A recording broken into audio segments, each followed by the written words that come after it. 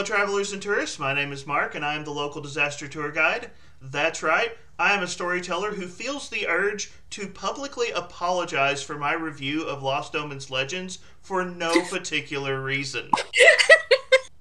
Welcome to a journey through the fantastic world of TTRPGs like Pathfinder and Starfinder, and here today to help us on that journey is a freelance author who writes for Paizo.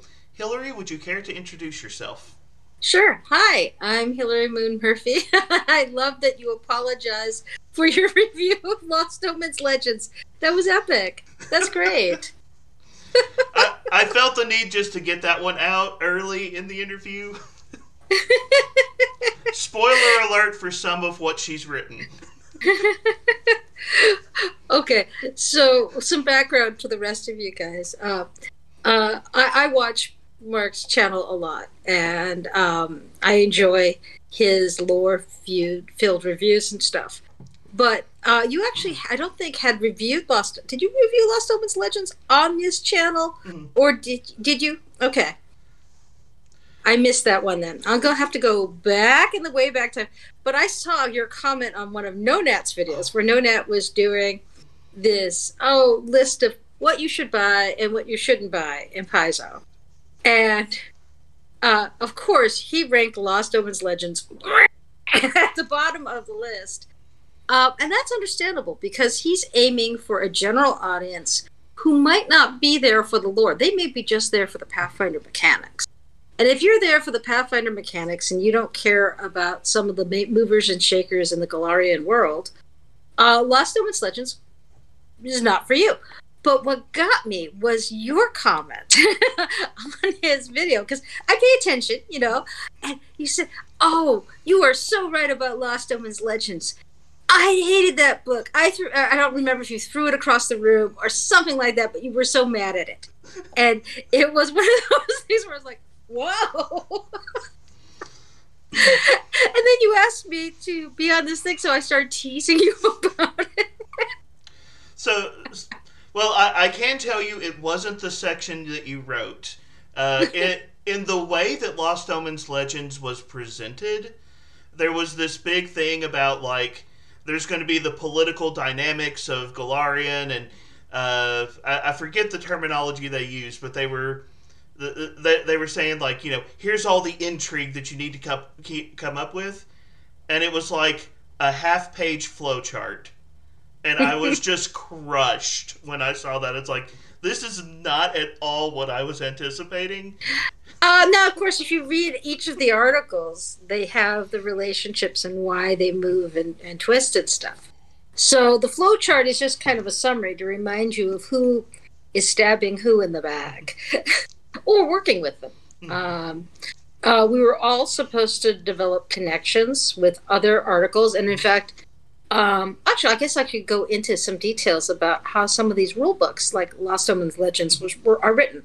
There is usually a Discord channel that's set up for the project, so all the authors can talk and stuff.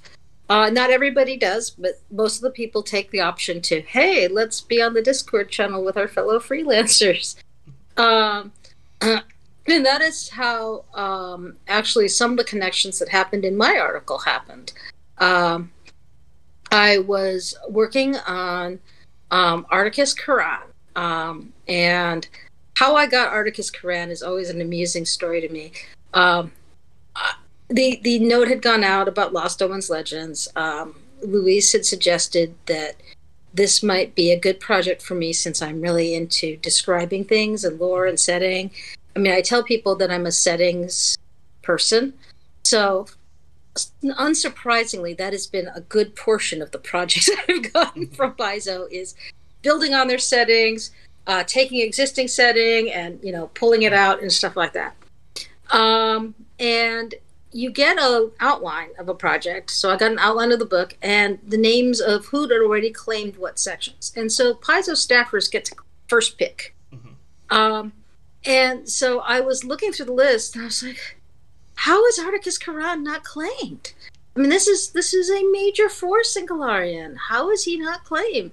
So I asked Luis about it, and he said, well, he's not been claimed because he's a boring hermit who never leaves his tower.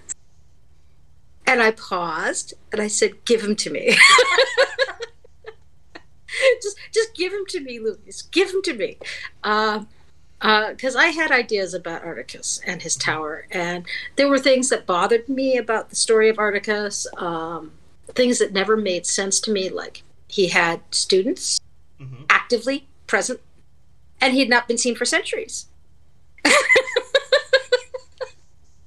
And these two things did not work together in my brain.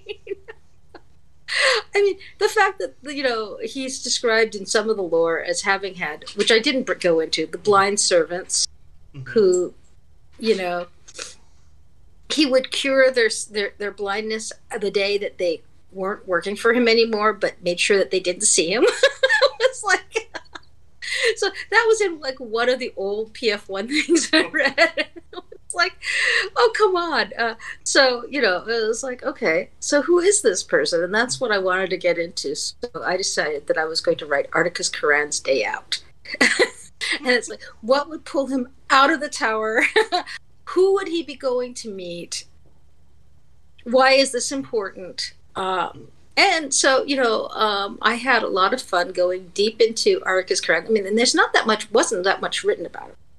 But like one of the things I noticed was that he had the early backing of the Church of Pharasma, because a local priestess had basically said, oh, well, this will be good for the Thuvian economy. And she was very concerned about the Thuvian economy. So why don't we give you dispensation to do this until the Thuvian economy, is able to work on its own without you?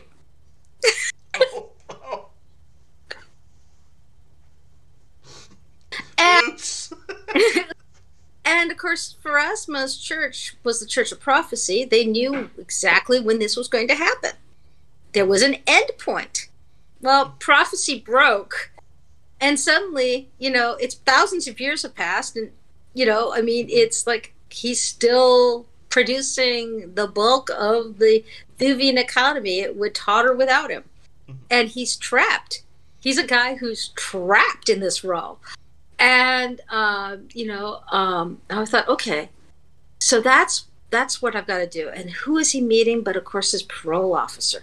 Because, yes, I love the fact that Pharasma has stuck to this deal that her priestess struck on her own. One of her priestesses struck it on a millennia ago. Doesn't matter. She's sticking to the deal because, it's just, and I love that she does, but she's assigned him a parole officer. Of course she has. So who would be the parole officer? And so, it's basically Articus going off to meet his parole officer. And I wrote up the first scene that is the story, and I posted it to the Discord.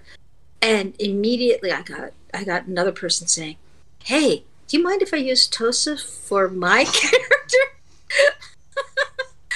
thing? And so now she's, in the canon for two different, as being the parole officer of two different immortal mortals. So.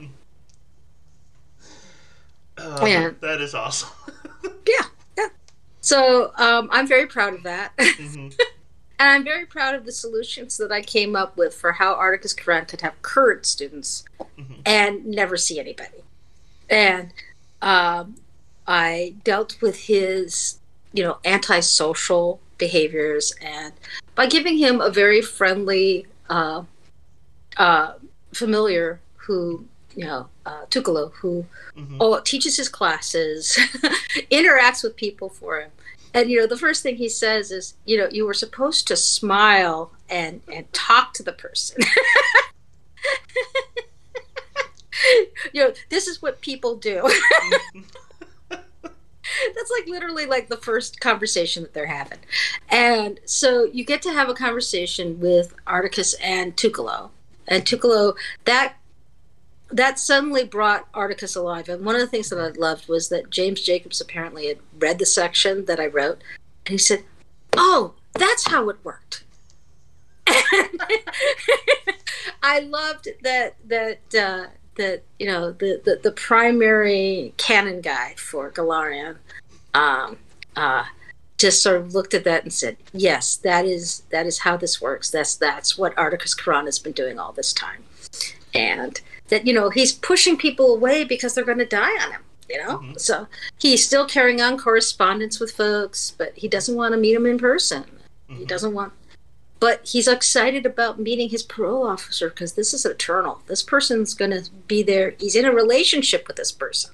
Mm-hmm. And I mean, and I love that I didn't have to state any of that outright because I was given the freedom to do it as a story for the first part of my piece on him, that we were allowed to do some creative stuff with how we presented them. So we could do stories, we could do other things. Jatembi's article is like a piece of folklore about, old man Jatembi and, sorry, not old man, old mage Jatembi. Mm-hmm. Sorry. I call myself a settings person. So anyway, I'm Hilary Moon Murphy, otherwise known as HMM on the forums and online. I'm a Paizo freelancer. I'm a librarian from Minneapolis. And I comment sometimes on Mark's YouTube videos, which is how Mark came to ask me to be interviewed for this. So, I... And I wasn't, I would say things like when Mark had commented about something, I said, oh, I wrote that. Because I always get excited when people like or comment on something that I wrote and added to Paizo systems. So. Well, in all honesty, part of the reason I approached this interview is I'm just trying to get to know authors in the Paizo space because I dream of being an author one day. So.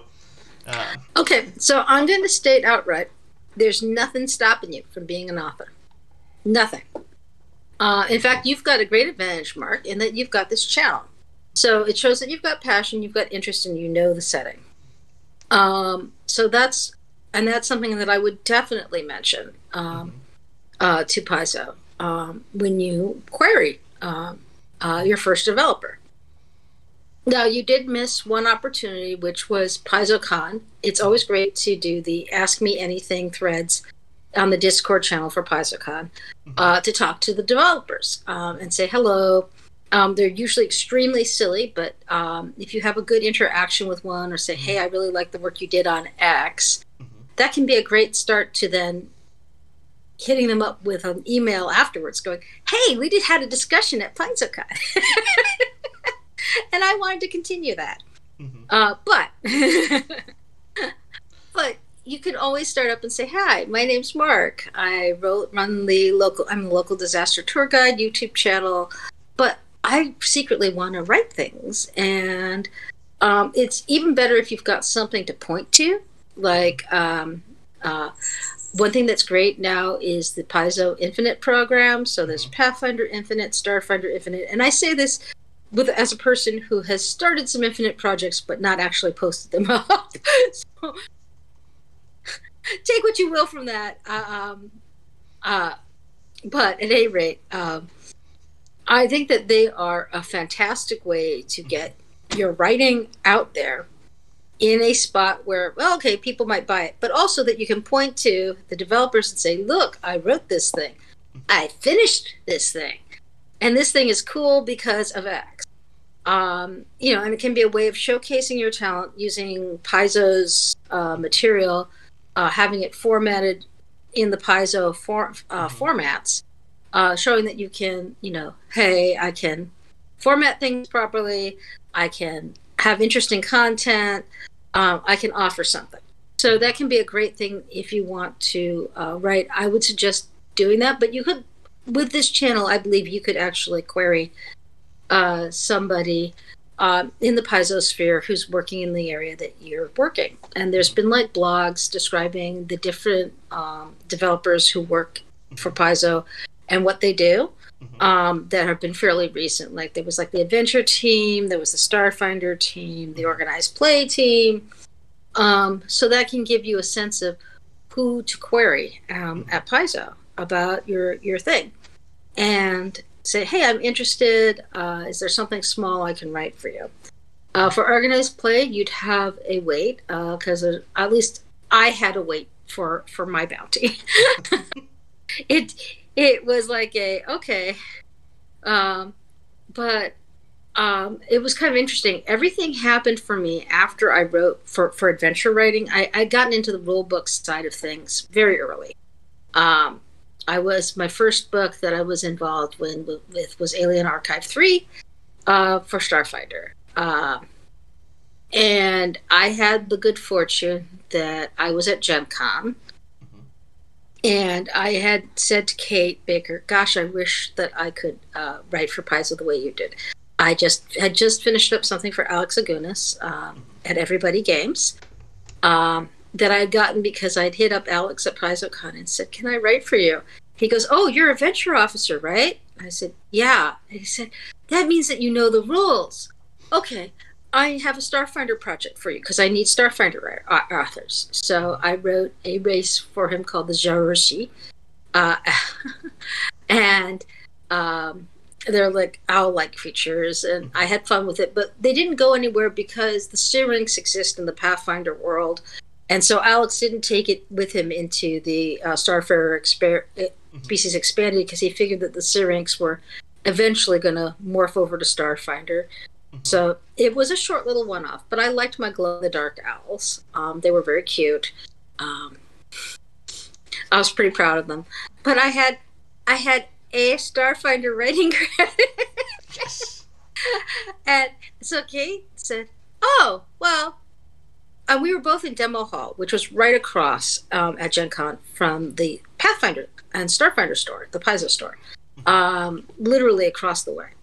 So she started marching up developers up to my table in between as we were, doing, and when you're doing Demo Hall at Gen Con, you go through one table to another table to another table, etc. But like right before we'd start, like in the morning, she would like march these guys up and she'd go, oh, this is my friend Hilary, and she's interested in writing for you. And I had my business cards because it was important to have my business cards at a if you're going to an in-person convention, having business cards is great. So I had my business cards and I handed them to people, and I got asked by Joe Pacini, who is working in their games department now for the games teams. He's producing board games for Paizo, but he was on the Starfinder team at the time. And I said, yeah, I would like to write for you. And Joe said, okay, do you know how to write monsters? And I said, of course I know how to write monsters. And the moment he left, I said to Kate, how the heck do I write a monster?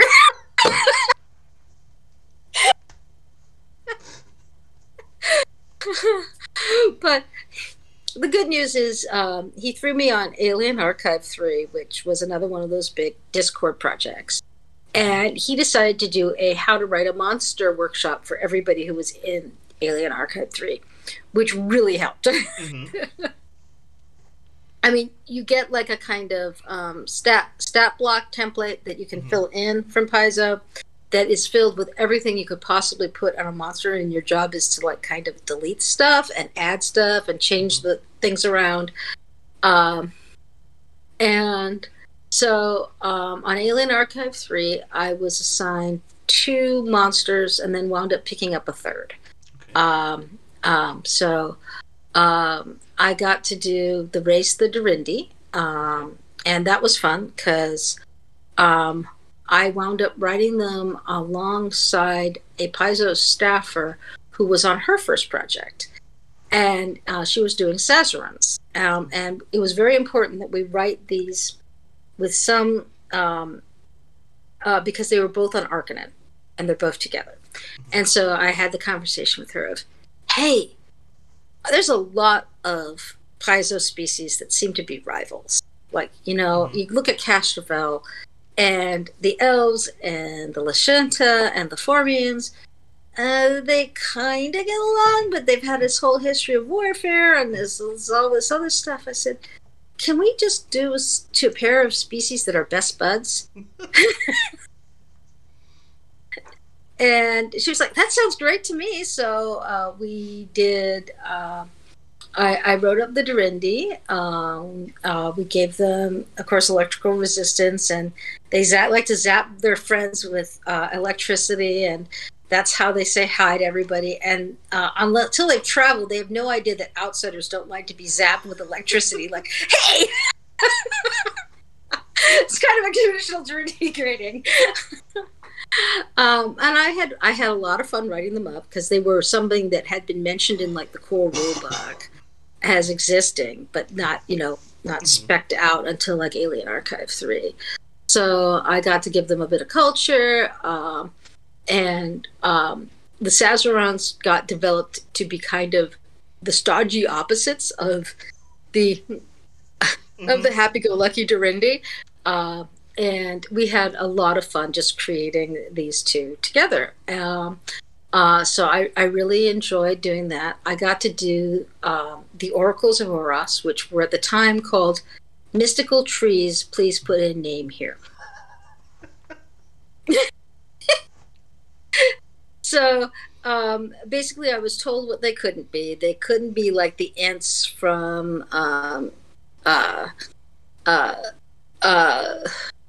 The Lord of the Rings, and they had several things they didn't want them to be, but it was really vague. I mean, the Dorindy was basically a name. We knew that they were three-eyed, and that they were an Arcanon, which was an electrical world, and that was it. So I had kind of some freedom with both of those entries in terms of creating the cultures and other things. I really loved creating the Oracles of Oros. I was the one who named them Oracles of Oros. I decided that they were, in fact, like these trees that, like collecting biological data, like being in places of great biological change. So, if there's been like this great, big, huge radioactive disaster, poof, an Oracle of Oros is going to be just happy as a clam, being right there in the middle of it, tallying up the changes and mutations. And one of the things that was kind of in my assignment, and I like that Bassini stated this, was he said, I want there to be a reason why a party might want to fight a good aligned Oracle of Oros. What would these trees do that would cause a good party to fight a good tree? And of course I had to think about what the tree could do, because it's rooted in place. It's not, they said they didn't want Ents, so I didn't have them moving around. I had to think about adventure hooks, because that's one of the important things. If you create a monster, you're going to create, or anything in the Paizo world, they want you to drop adventure hooks in. Lots and lots of them. So I dropped several adventure hooks in. One of the adventure hooks is that, trees need favors. They like to have their seeds planted far, far away. They may need travelers to take them someplace. I also gave something that people complained about, because it was basically a change your species randomly item that was, of course, immediately made illegal by Paizo Organized Play, which I totally expected. But I had included that as a gift to GMs who had a player in their party who was unhappy with their species. They'd made a choice, and they were mad about it.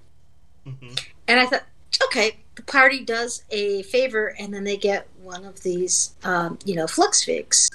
And then the person can change their species, and it gives an in-character reason for, if everything else is working but the ancestry, to give this character a chance to shift.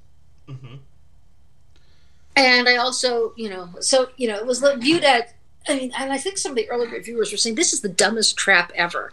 And I'm like, it wasn't a trap. It's a gift. It's a trap if you take it from the tree, because it's not been programmed to what you want to be. It's not been your thing. So, if the tree gives it to you, well, maybe the tree is giving you what you want to be. But if you're taking it from the tree, who knows what you're going to wind up at? Now, I will just say, as a storyteller, if it is a random item, I automatically love it. Like, I think one of my favorite videos on my channel was talking about, like, the Rod of Wonder and the Grenade of Wonder from Starfinder. If it's random, I will throw it in a game and let my players enjoy the consequences. So, no problems from me.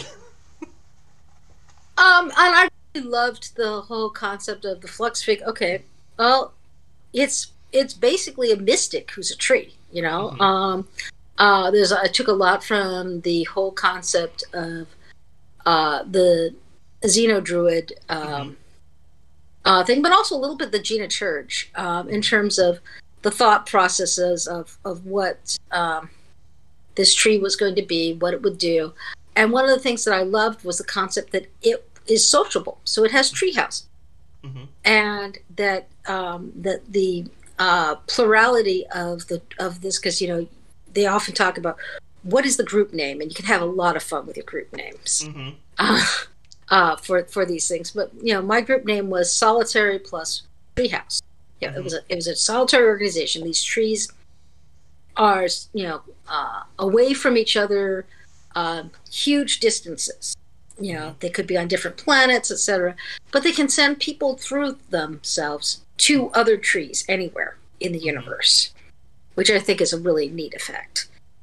So you can travel from one tree of Oris to another, like crossing things, which I thought would be a great adventure hook for parties. I also noted that they love to have conversations with, geneticists and scholars and stuff.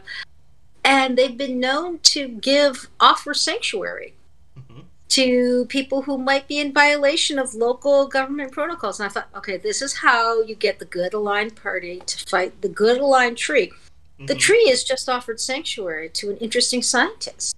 Yeah, he's caused some trouble over there, but the tree doesn't care about that. The tree is going to defend that scientist completely. Okay. So one of the questions I have for you, and this is mostly just for the sake of my own curiosity, but of all of the projects you've done for Paizo, which one is your favorite and why? Oh, that's like asking you about your favorite child. So I have a lot of favorites. It's probably no surprise to you that Lost Omens Legends is one of my favorites. And part of the reason why it's one of my favorites is that I feel like I took somebody who was understood to be one thing and shifted him slightly and made him somebody that people kind of liked and felt sorry for. So I really liked what I did with Articus Corrupt. I really, for projects that I'm proud of, I'm very proud of the Psychic Magic article I did, which was like my second project for Paizo ever. But I was going to be doing back matter for the AP line, and I'd been introduced to this person again by the wonderful Kate Baker, and I had just done my 3 monsters for Joe Piscini. The third one was basically I picked up the rogue drones because one of the freelancers couldn't finish her thing. She got sick or something like that. I don't know. But she couldn't finish her thing, and it turned out she hadn't started it. So I was asked by Joe, can you finish and complete this in 3 days? I said, okay. No pressure. I liked creating the rogue drones, though. I think the thing that I was most proud of was that I put the nanite patch in there because mechanics were complaining endlessly about how they couldn't repair their own drones. And it also provided a great thing for SROs later and other construct features. It's become one of the things that's always offered in the specials as a, hey, players get their choice of a healing serum or a nanite patch. I'm like, yay! I added something good to the system. That was me. Yeah, that was me. And I like doing the rogue drones. I was very pleased with how they turned out. I would say that I like the Psychic Magic article, and that Psychic Magic article really opened doors for me. The Ectoplasmic Barrage spell, I've had people at gaming tables tell me, oh, you have to take this spell on your Mystic. It is the best spell. And they'll start describing it to me. And I'm like, I'm glad you like it. And I did this at one point, and the GM who was next to me at the table started falling out of his chair. He said, dude, she wrote that spell. What? She wrote that spell. I would say that some of the projects I've been most proud of, I am seriously proud of My Little Bounty, Cat's Cradle. It's a small gem. I think I did a really great job with it, even though I was just coloring in the lines. And I'll talk about that in a moment. I'm very proud of my Starfinder adventure, Tarnished Legacy, Historia's Holdout. That was the one where I got the most minimalist outline I've ever gotten for an adventure. And so I can say that like 80% of that plot, maybe 90% of that plot is me. So I'm very, very proud of it. Not to 80%, because and you know, there's a lot of back and forth with Jessica Catlin about it and stuff. She's a great dev, by the way, and really great to work for. Actually, all of them have been really good. I'm proud of the Starstone Hopefuls article that I wrote in the back matter of Agents of Edgewatch, which is an adventure that I don't think many people are going through, in part because of the timing of it. It came out right after George got shot. Well, not shot, I mean, killed. George. I'm in Minneapolis. George Floyd was a regular at my library. And he died 10 blocks from my house. And so it was kind of personal. But at any rate, the Agents of Edgewatch thing came out right around the time that all of that was happening in the anti-cop fervor.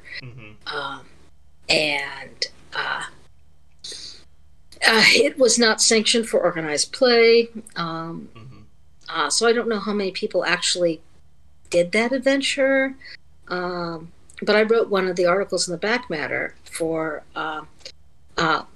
about people who took the Starstone test. And so I did first the recap on the Starstone failures and made sure that I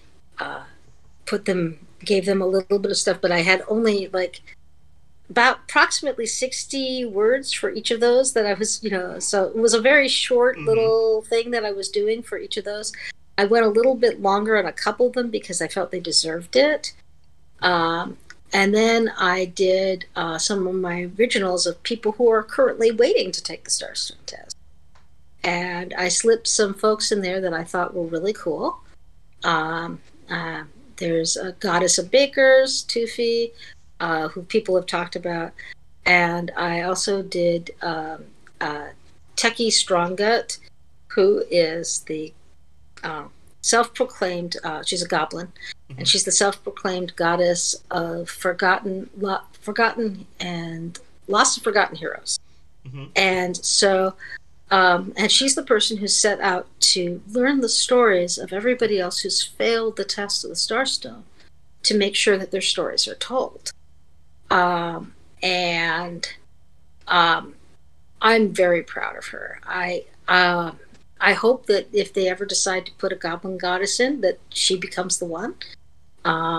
It would be nice to see a good aligned goblin god show up in the pantheons.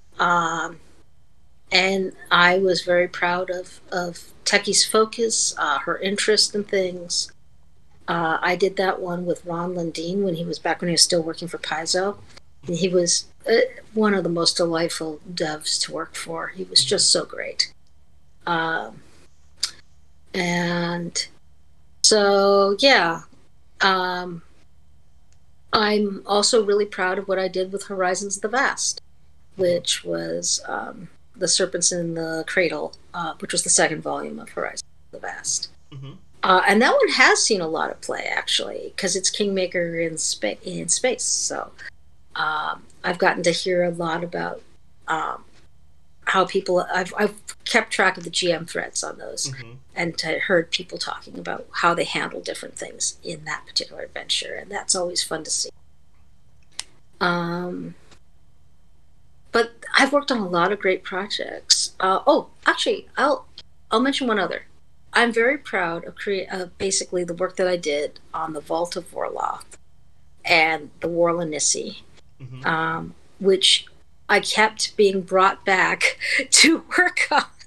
So I feel like I've gotten a chance to touch on them in 4 different Paizo projects, which is kind of neat. So I did the article on Perluria in Near Space. I also did Pocahontas, which I don't think has gone anywhere. No, I haven't seen any mention of it in any of the adventures or anything. People have gone to Perluria a couple times, but nobody's gone to Pocahontas, which makes me sad because I think Pocahontas would be fun. But Perluria was described in the core rulebook as something, and they wanted to expand that out. So I felt like I had a little bit of handcuffs on it, but I got to describe some things out, and I basically name dropped these small 4-armed blue guys named the Warlanissi, who had escaped from slavery on Rivalus 4, and basically overturned their things and basically had a little revolution and created the Vault of Vorloth mercenary group. And they pay up or get out is their slogan. They have been working against the highest bidder in Prelurian society, working for the highest bidders in Prelurian society forever now, balancing all the factions and getting more and more successful, and even so successful that they've recruited from outside that. So I got to write about these little lucky guys, and then I got to write about them in Interstellar Species again, and I got to write about them again in Ports of Call, where they decided that the Vault of Vorloth was going to be one of their ports, and I was like, I was just excited that, and I was very amused when they turned over the previous material on it, and it was all stuff I'd written. I was like, okay, because I was curious as to what they were going to give me, and I thought, well, maybe there'd be some developer notes or stuff like that something that I need to keep in mind, or no, it was all stuff I'd previously written. So that was fun. So yeah, I have a lot of little favorites. As I said, in terms of adventures, I'm very proud of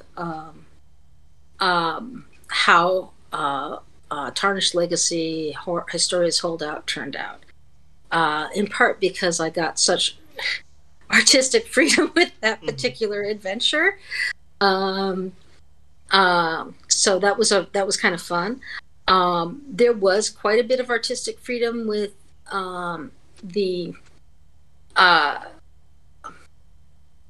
come on, Hilary, Horizons of the Vast AP, but there was also a lot of, hey, we need this here, and we're going to have this here, and there's this big thing in the middle. So there were some things that were scripted out, though I had a lot of fun describing the Aspis Village Fish Fair. That was a lot of fun. And I had a lot of trouble actually naming that Aspis Village because I was trying to come up with a name that didn't exist. And so, did you know that there was a Fishville, Louisiana? Apparently there's a Fishville, Louisiana. So, I kept naming it things that turned out that existed elsewhere. I was like furious about it. And finally I came up with Fish Fair, which, okay, it sounds like a festival for a fishing thing, but I also love the idea that they put the word fair and they're an Aspis organization and everything they're doing is completely unfair. So it's like, and it alliterated. So yeah. So I enjoyed creating the details on the fishing village, the simple fishing village that was in there. I enjoyed kind of creating the Solarian monastery that they're excavating, and I even designed the 2 floors to look like the photon and graviton symbols in the core rulebook. Nice. That was kind of my thing, was that they both, if you look at them, it's the photon and the graviton symbols. So I had a lot of fun sort of, creating that. And I did have fun building up the intrigue with the other settlements, because you want to mention the other settlements and that there's intrigue going on. I enjoyed, so I got the assignment, and Ron Lundeen was doing part one, which I was very grateful to, because he's an extremely fast writer. And so a couple weeks later, he has the entire draft that he's handed, and I got to read it. And I'm like, oh, there's a lot of great NPCs here. And then I said, hey, Ron, can you add a couple for me?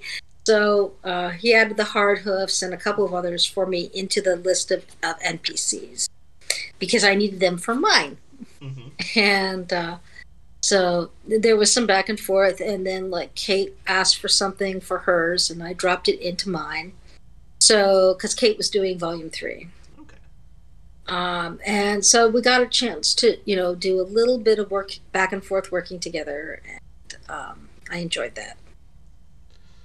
Do you have questions for me? I've got a bunch bouncing around in my head, and I'm trying to remember them all. I think one of the questions I had tagged, if I remember correctly, one of the spells you wrote for Ports of Call is Capricious Cats. Yes. So, yes, and I am proud of that one too. It's already getting attention. Yeah. You had told me some of the stuff you wrote, and I was like, I need to go and read ahead to prepare myself for the interview. And I got to Capricious Cats and just immediately died laughing. As a cat person, yes, perfect. Well, so my inspiration for it was the Draconic Barrage focus spell from Pathfinder, 2nd edition. I love that spell, and I was thinking it would be neat to have a spell that had a variety of creatures that you could summon and that would have different abilities. Mm-hmm. But it couldn't be exactly Draconic Barrage. They couldn't have different energy attacks and things. I mean, that would be, people would go, oh, that's just Draconic Barrage reflavored. Mm-hmm. So I was like, okay, these are cats. What do cats do? And the other thing was that I had created the Shulgi Station and the Junval, the astral area, basically, that connected to it. And part of the reason why I wanted it to be, I knew that basically what my assignment was, hey, there is a location, and unfortunately I fell through on the map on this one. It was like one of those things where we were all supposed to include maps, and I said, I can't include a map. Shulgi Station shifts. Mm-hmm. Everything shifts. You change dimensions as you're going through. I can't include a map. And so they wound up saying, okay, yeah, you can't include a map. And they let me out of the map requirement, thank God. But it was like, I could not do a map of this thing. So John Compton had suggested that Shulgi Station be a place that changes depending on who's going through it. Mm-hmm. And that because it's next to the astral plane, thoughts become made flesh, and it's got this huge connection to this astral thing. And I said, could that connection be one of the junction points for the network of basically astral trains that is run by the Church of Ibra? By the way, I wrote that in Starship Operations Manual, and I hadn't seen anybody do anything with it. And so I wanted to bring it back. And he said, oh, that sounds fun. So I said, okay, yay. So I went back to something I'd written before and basically created a junction area for it. But because of the astral plane and because thoughts are manifest, it was like, okay, yeah, literally your thought frame determines where you are. It's the reality you see. It's the reality you travel with, and you can literally become lost in your own thoughts in Shulgi Station. And then when I did Junval, it was like, I love the idea that it's so dangerous with all the astral thoughts that they put up signs of saying, keep calm and think of kittens. And they had put up signs to sort of, make sure that people weren't thinking of monsters, and what they got was an entire station full of magical cats that yeah. And that these things are almost pest-like, but they're useful, and Mm-hmm. that if somebody is getting lost and stuff, they will oftentimes find a whole bunch of cats converging on them, Mm-hmm. and the cats are actually sort of in their own way being helpful. They're Mm-hmm. helping ground you back into, from your dangerous thoughts. Mm-hmm. But I was like, okay, I got to do something with those cats, and I was like, okay, draconic barrage. I was thinking about. It's like, okay, well, what if the cats aren't doing necessarily attacks, but they've got different effects, and I had so much fun with it. And also at the time, my own cats were bugging me. I have 3, so and they were, basically doing this while I was trying to write, and like landing in my lap, and pay attention to me. Don't pay attention to this thing that you're working on. So I was like, okay, fine. And I was very proud of how that one turned out. That spell turned out really well, and it fit the it fit Junville very well, and it sort of fit with the setting. But it does. I figured it's also something that people will take and cast elsewhere, and they'll love it. But as I said, Draconic Barrage was my inspiration for it, because that is such an amazing focus spell that the basically the priests who have the dragon domain get to cast.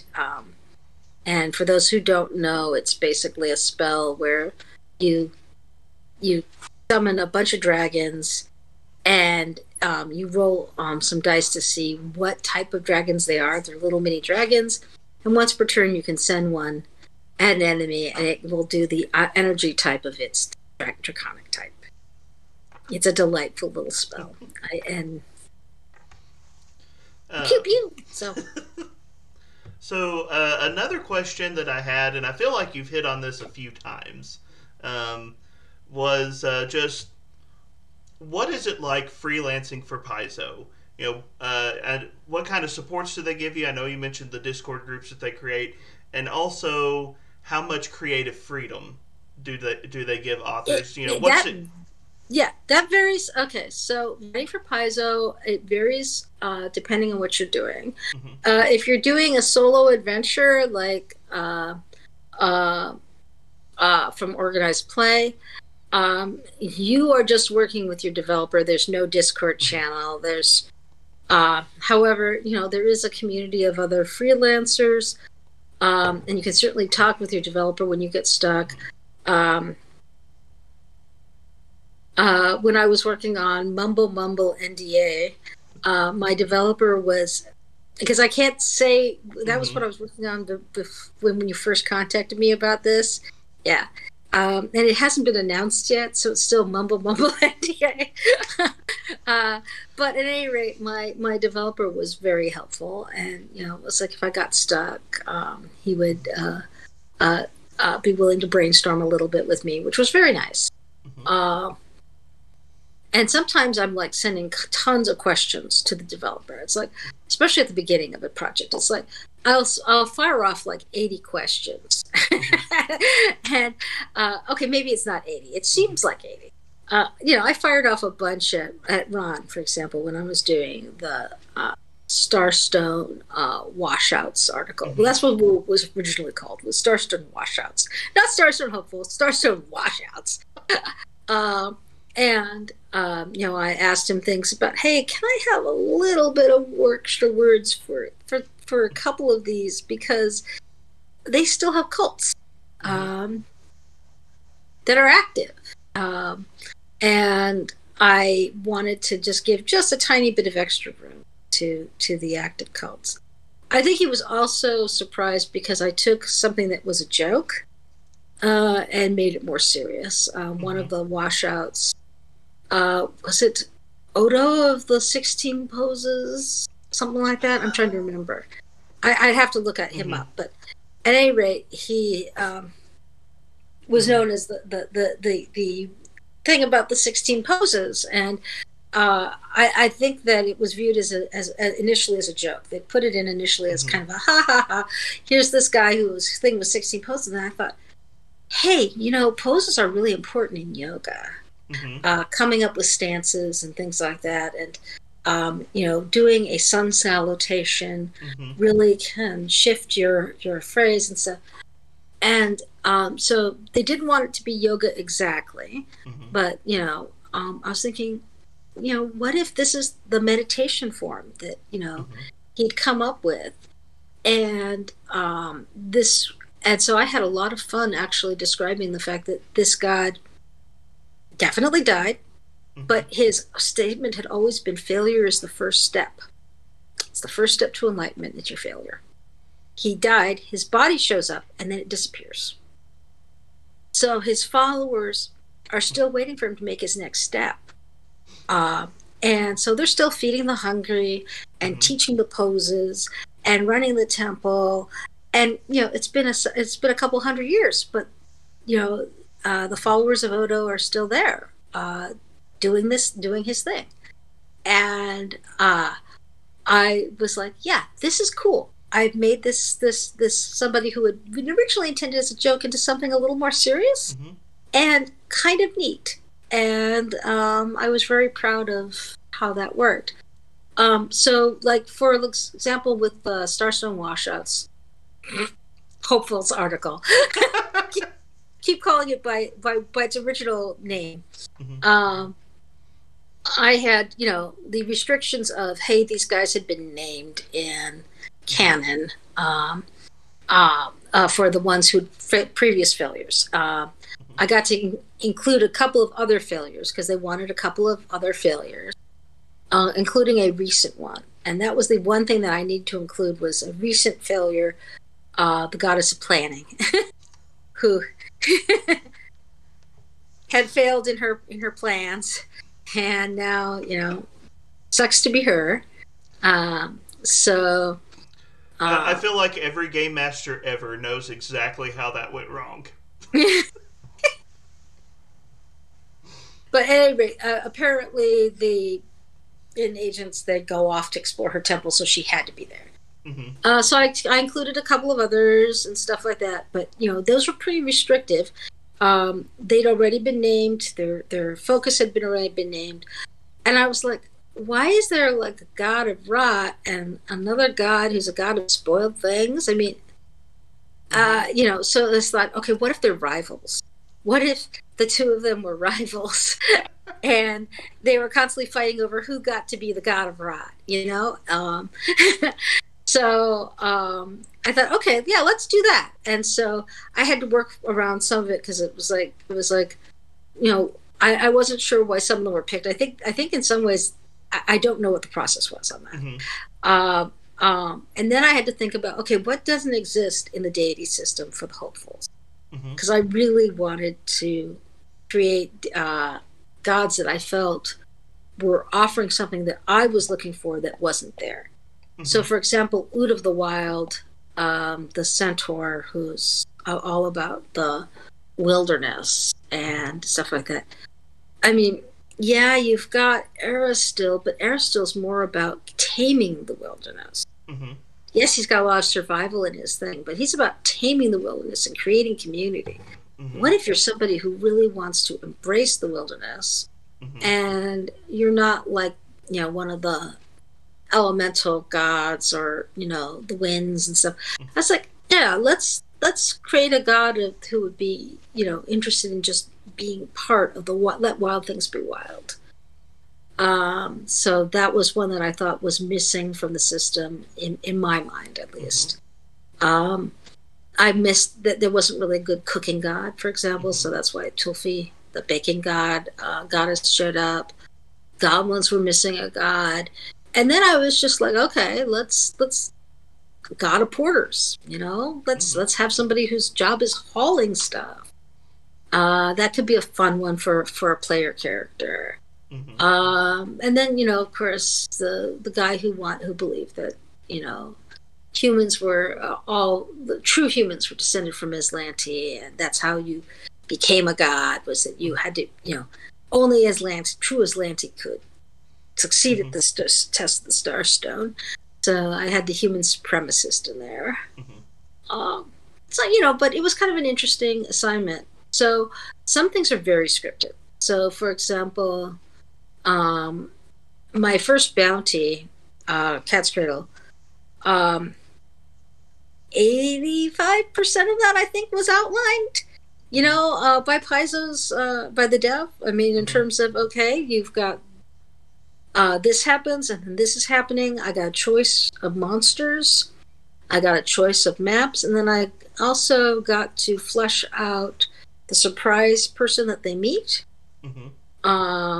In that, I got to flesh him out, give him a personality. I chose his gender, and why he was doing this. And I also got to come up with a mechanic for how the contest works in that particular one.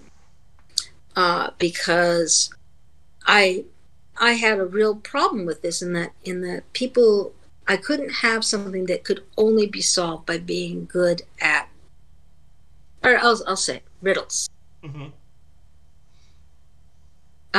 There are player characters who will be fantastic at riddles and player characters who won't. And I wanted this to be solvable by both. So I had to create a mechanic for people who were bad at riddles, player-wise, so that they could come up with a way of solving it. And so even though that was really, really heavily scripted, and I felt like I was coloring in the lines a lot, I painted in the lines really pretty, and I added some sheen on it, and I gave shading, and I breathed as much life into it as I could. And I created the quest giver for that as well. And I wrote the riddle, the primary riddle that's included in that. But I also made it so, since it's a repeatable thing, that GMs could substitute their own riddles and gave suggestions for how to do that, what to look for in a riddle. And I fought for that one really hard, that they had to be able to substitute it. Otherwise, this would get played once, and then, everybody would know what the answer was, when they replayed it, and it would be no fun, So I fought for the idea that we could change up the riddles and that GMs could put in their own, especially foreign ones, like folks in the Netherlands and France and stuff like that. Because organized play is vast, and we have people in Brazil, we have people in France, we have people in the Netherlands. There's a German VC. There's folks who in their home languages. If you want them to do a rhyming riddle, let them do one that's native to their tongue.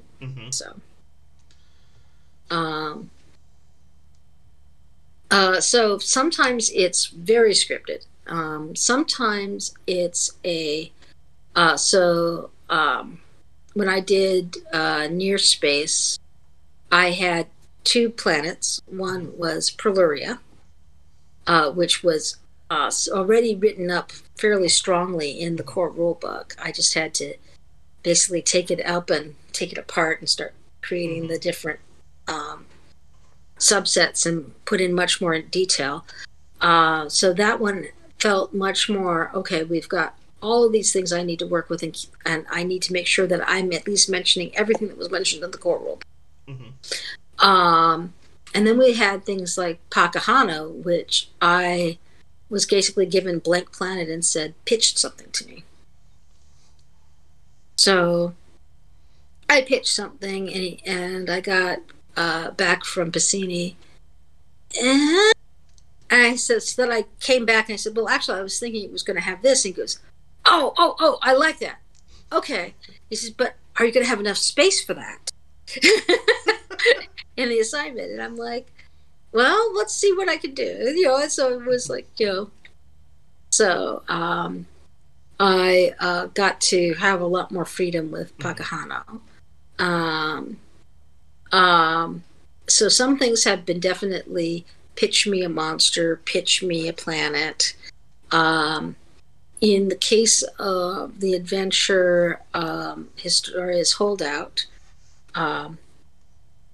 we had the villain, Historia Prime, who was dead, but who had done a lot of bad things. They had a complex on Absalom Station in the Spike. So those things were stated to me. There had to be some kind of conflict with local crowd who's angry at the Starfinders because of the drift crisis and the Data Scourge. And the Data Scourge was started by Historia Prime. So we had to have those things. And then I got a list of things that the complex was not. It couldn't be a great big robot factory. We did that. It couldn't be this. It couldn't be some of the things that Historia Prime had already done and that Starfinders had already met with. So I had a list of like a few things. And so I was like, okay. And I was in the process of finishing up on Ports of Call at the time that I was writing this. And so the astral plane and then all of those connections to... It's no mistake that there are connections to the Abyss, Nirvana, and Axis in this because, gosh, the connections with Shulgi Station are to the Abyss, Nirvana, and Axis.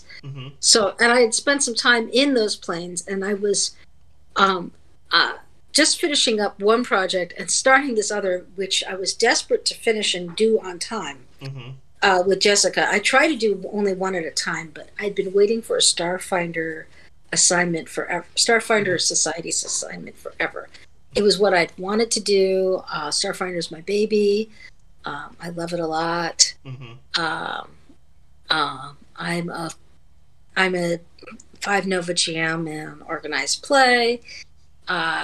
So I really wanted to create something for it. So it's like I took it, and it's like just as I was finishing up the thing. So I finished up the thing, and then I proposed to Jessica there'd be a planar training facility with, trainings for the Abyss, Nirvana, and Axis. Because, gosh, I had spent a lot of time looking at the Abyss, Nirvana, and Axis, and I hadn't had much chance to do much with them for Shulgi Station.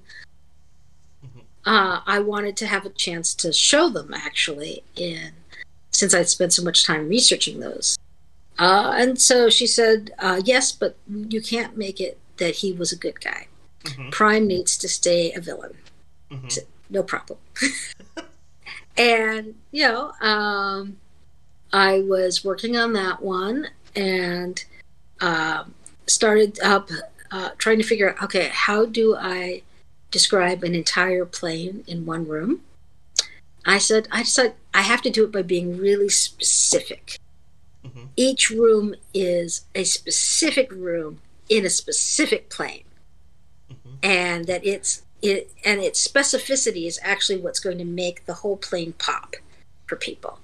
So we did Drosker's Forge, and we did a Nirvana data hub, Celestial Data Hub, which I had a lot of fun with. I named it Glissando's Grove. I had a lot of fun with it.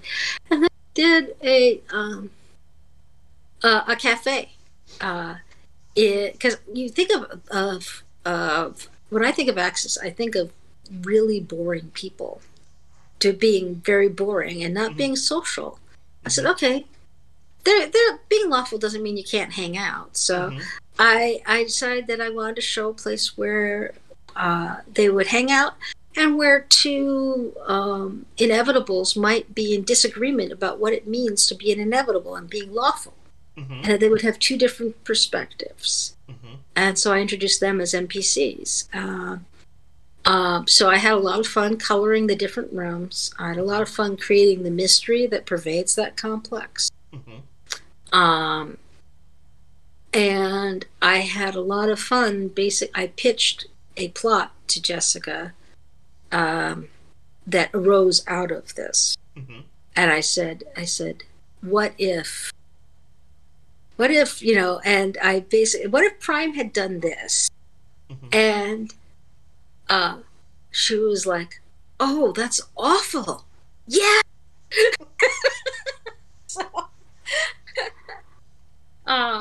So we got a chance to include something, and I am hopeful that at some point we'll see a follow-up episode, and it doesn't have to be this season or next season. I mean, it's a plot hook that's dangling that somebody can pick up at any time and say, okay, let's go for the next one of these. Mm-hmm. So I was just very pleased with how the planar training facility turned out, how the mystery turned out. I had to think a lot about, since it was for Exoguardians and data files, I realized I'd created a very data files mission, but I wanted to make sure that the Exoguardians got stuff to do too. Mm-hmm. So I tried to think about, okay, what if you have the entire Exoguardian group that's nothing but fighters and Solarians? Mm-hmm. Can they get through this? And so I had to make sure that there was a path to success Mm-hmm. for the no computer skill, hardly any diplomacy party. And I think I did okay coming up with the path to success for that. So I had a lot of fun with it, and I thought it was a neat project. But yeah, it runs the gamut. You get things that are where they desperately need stuff to be. All of these things need to be included. Mm-hmm. It is outlined down to the inch, and especially this is especially true of bounties. Mm-hmm. So if you start running adventures for Paizo, generally speaking, they're going to start you off with a bounty or a quest. Mm-hmm. And actually now I guess it will be quests, because they are shifting. They're closing up the bounty. They closed up the bounty line in organized play, and now it's quests again. So they'll start you off with something really short in either Starfinder or Pathfinder. That's pretty well heavily thing, and you're going to paint in the lines and give it some nice coloring and fluffing, and show that you can write that. And then they'll trust you with longer pieces for the adventure lines. For rule books, they'll probably start you off with something small. A very common starting is write us a monster.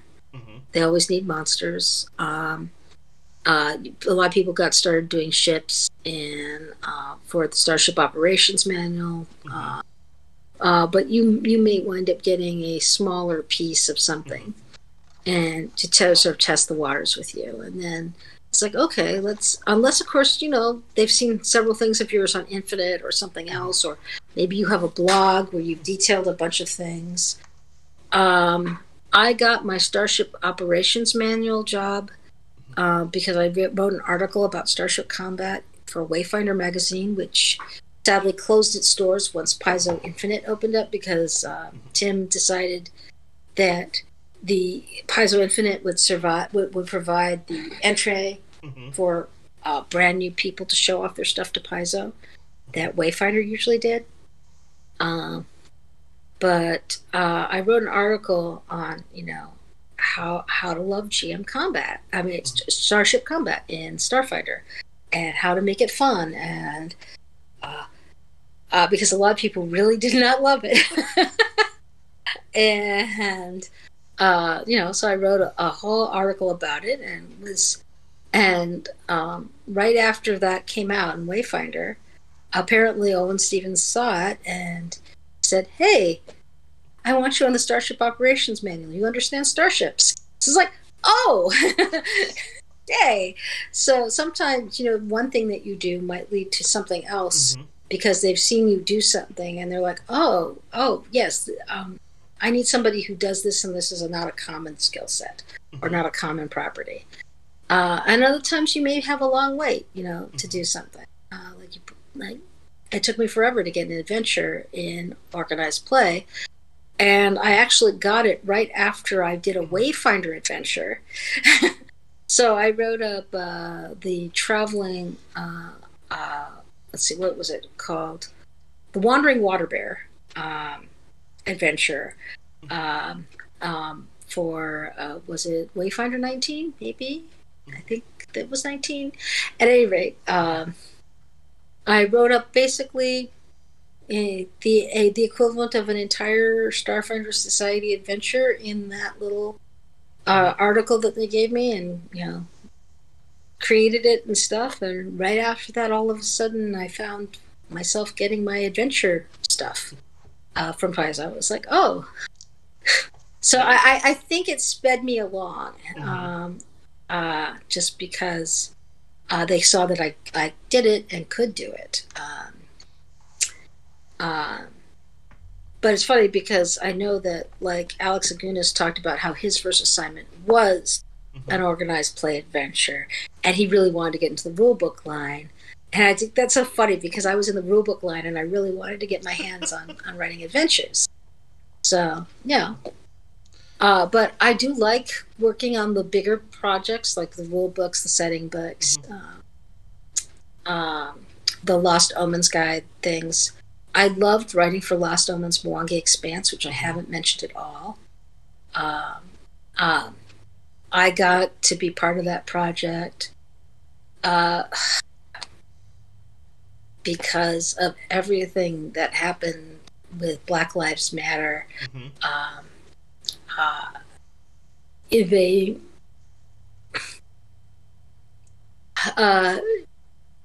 George's death was just this huge thing that happened that affected pretty much the entire world.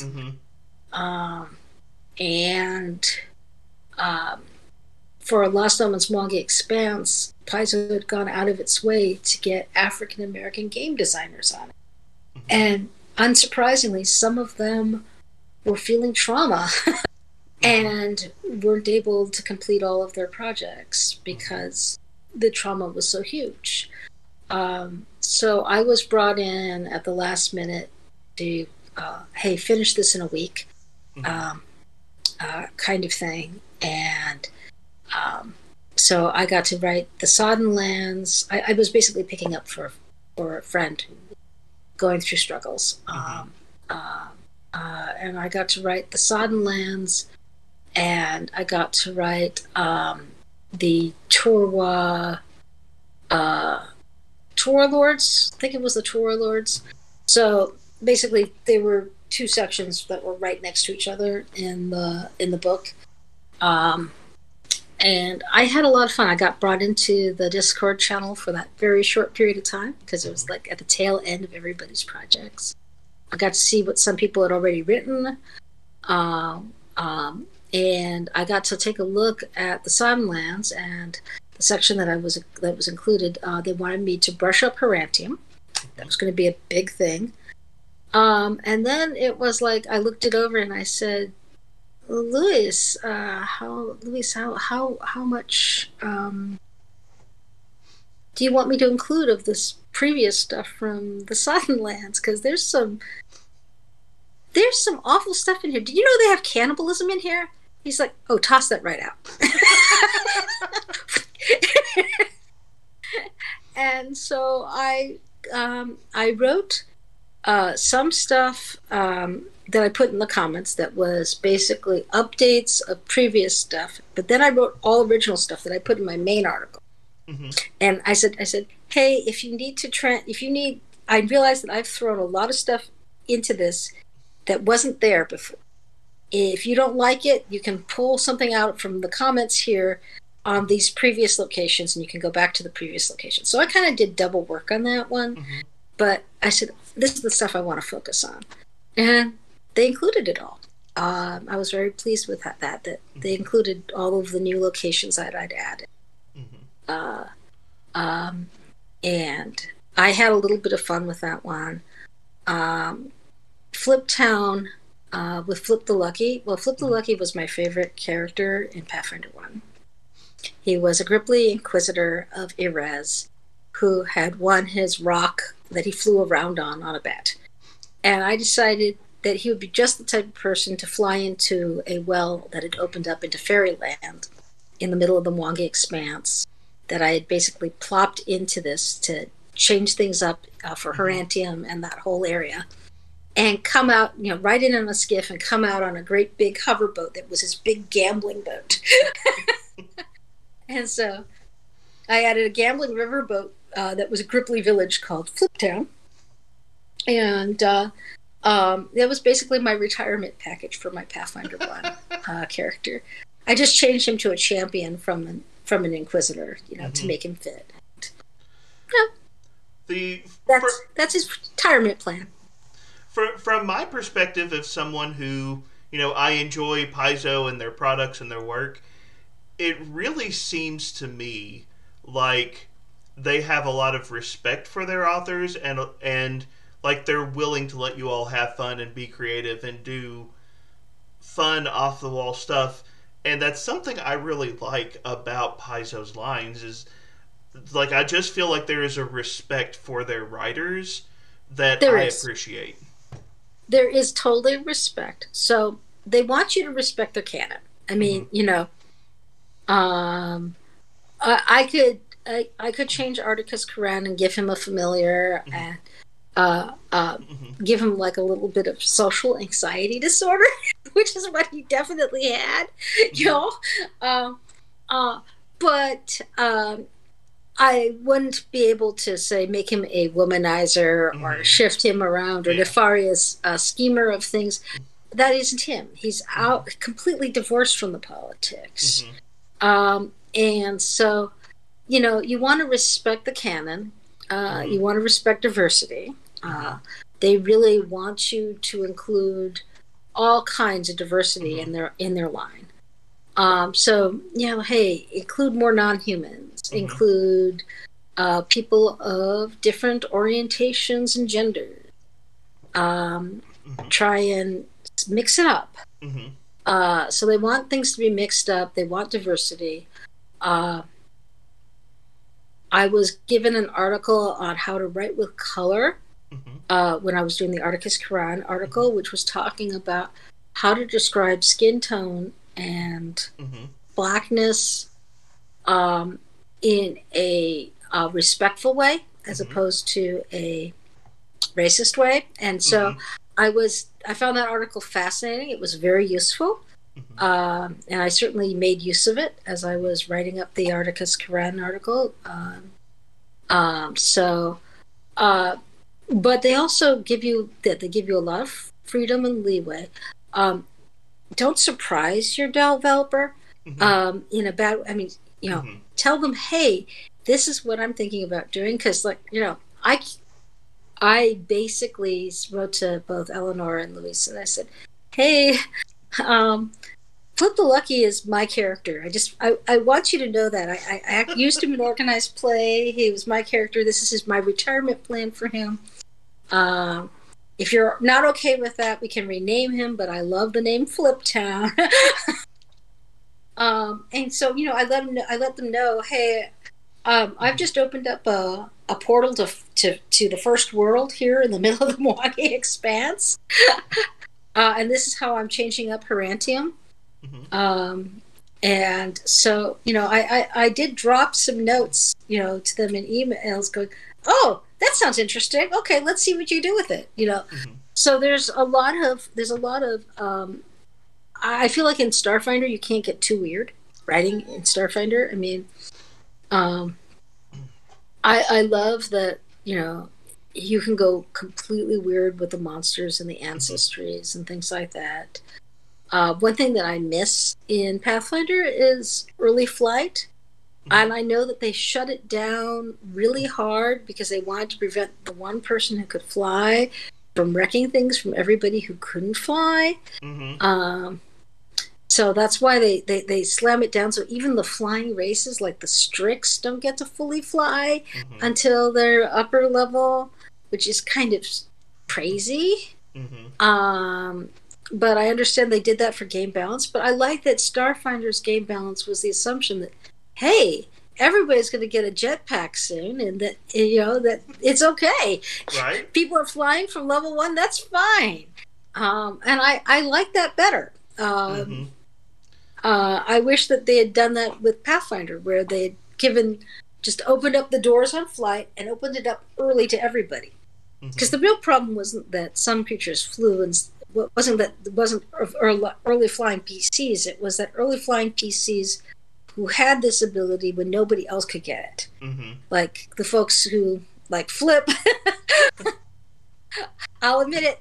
Flip was a flyer. He had he was an inquisitor with a baby rock, and he would get on that baby rock and fly. And I joked about how I had him flying practically naked because he had his nets, and we couldn't afford a saddle on there. That's too heavy. It had to be, the grand total of what the rock could carry and fly was 43 pounds.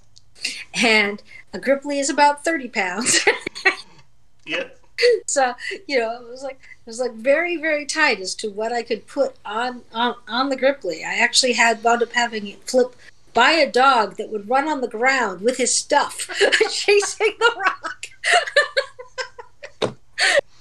Because there had to be a place to put the tent and other things that a Pathfinder might need, but he couldn't have any of that on the bird. But I also designed him so that he wasn't going to mess up things for other people. His job was basically he'd fly around and drop nets on them so that his other folks could catch up and then get an advantage in combat. And it was a support. I built a support inquisitor. Which I don't think anybody had ever seen before, because inquisitors were just badasses who took down enemies with all of their abilities and stuff. And I built this inquisitor entirely as a support character, and I had a lot of fun with it. But yeah, I gave him a retirement plan, and so I think the thing is you don't want to surprise your dev by completely ignoring, and they want you to have read the requirements of the outline. Don't miss something in the outline. I did that once. I felt bad. And the dev was able to run with it because she liked what I had done. But I got on it. For future reference. For future reference, yes. Yes, for future reference, I was able to fix this. Don't do this. You read the assignment carefully. So they give you an outline, and if they want you to, if the outline has 90% of what your everything of things planned out, okay, it has 90% of things planned out. Sometimes what you're doing is the Psychic Magic article, I was updating spells from Pathfinder 1 for a lot of them. So, which was not as fun as it could be because you had to, there was already a spell there, and you had to decide how would that adapt to Starfinder, how will that, what effects would that work and things like that. So sometimes there's some very specific things that they want done that need to happen where you've got, Preluria.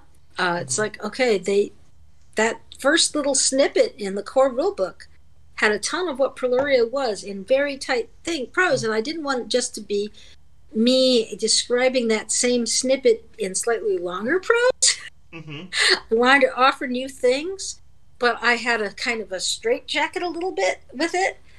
On the other hand, I found my way in the vault with the Vault of Vorloff in terms of creating some fun content in there, and then I kept coming back to writing the Vault of Vorloff. So, and they have gone to Preluria at least once with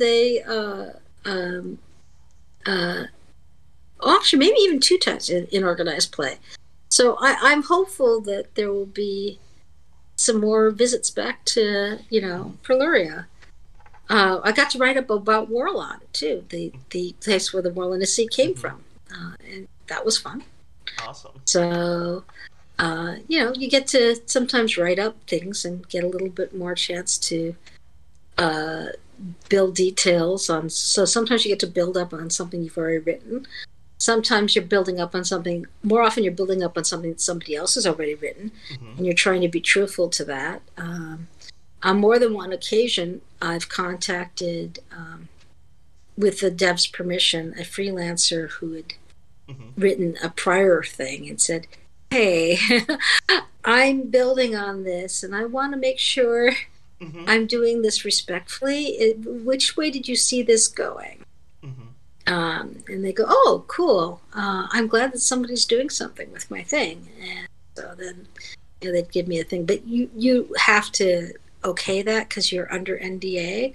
Mm-hmm. So, you know, I mean, you can let your spouse know that you're working Mm-hmm. on this project. You can let other Paizo staffers know that you're working on this project. But yeah, you have to go. Mm-hmm. I joke about Mumble NDA as always being the name of my current project because it's Well, enter NDA. I guess that brings us to the last official question of the interview. Um, I do know that Mumble NDA covers a lot of ground, but are there any upcoming projects that are not under NDA that you want to hype or brag about, or that you're excited to see coming? Ports of Call just recently came out, Mm-hmm. but I don't have anything that's been announced. Okay. And not coming out and not out yet. If it gets announced, we can talk about it a little bit. I mean, it's like oh yeah, I'm writing for this book. Especially if they announce the thing that you wrote in the book. It's like, Mm-hmm. oh yes, I'm writing this. Mm-hmm. But because I'm not a Paizo staffer or something. So Mumble NDA is like the name that I give all Paizo projects that I'm working on. But I don't currently have any that are announced and not yet out. If I did, that would be awesome. But I'm waiting till Gen Con for at least one of mine to get announced. Okay. So when this video goes live, we'll be about a month away from hearing about your next project. Probably. Yeah. Okay. Yeah. All right. Well. So, did you have any other questions or anything? We kind of covered everything in a different order than I planned on, but I was having fun, so you know what? That works for me. But thank you so much for coming on the channel and talking about your work. If someone is interested in finding out more about you or what you're doing, how can they learn more? That's a good question. I have deliberately taken myself pretty much 99% off Facebook. I did not delete my Facebook account. The way I exploded my Twitter account. I basically said, nope. I got rid of Twitter. I got very mad at Elon Musk. I got rid of Twitter completely. I've left myself an open door so I could come back on Facebook and maybe announce projects that I've done. I know that some people are very into self-promotion on things. I don't have a blog because I'm terrible about keeping it up. I don't. If I'm on Facebook enough to be promoting stuff, I get addicted, and then I'm not spending enough time writing, or working out, or being with my family, or doing my job. All those things that you're supposed to do.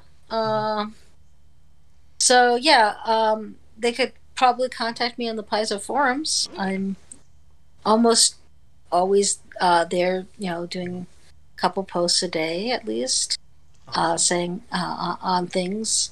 But yeah, I worry about getting out of control with stuff. I'm also, on Discord. I think my Discord thing is HMM Rights.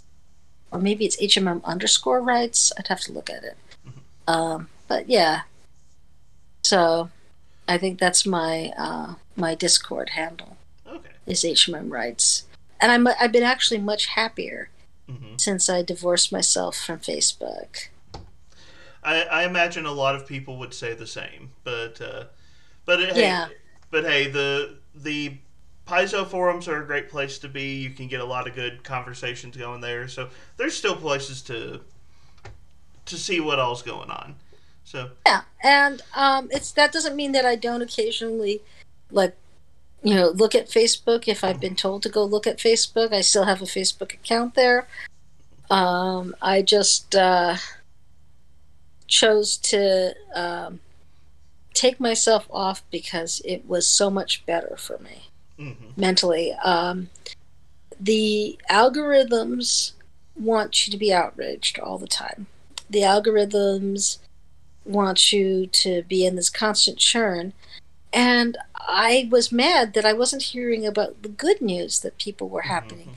Like, hey, I got a new pet. Hey, I'm getting, my friend and I are getting married. I mean, I'd have to look at their individual accounts to see that. It wasn't showing me all the good news. Oh, hey, my kid just, graduated in the Boy Scouts. Yay. No, I wasn't getting that. I was getting all the bad news constantly. The algorithm was constantly throwing all that bad stuff at me. I have to go digging around to look for the good stuff. And I hated it. I just hated it. I hated what it was doing to me mentally and all of that. So, no, I took myself off. Though I still I like watching some of the YouTube review channels like yours. I discovered you via Nonat because Nonat had talked about you one time disagreeing with him in a really respectful way. So I followed up and it's like, oh yeah, that was respectful. So I've been keeping an eye on your projects. I liked that you reviewed the ancestries in a way that was mostly lore.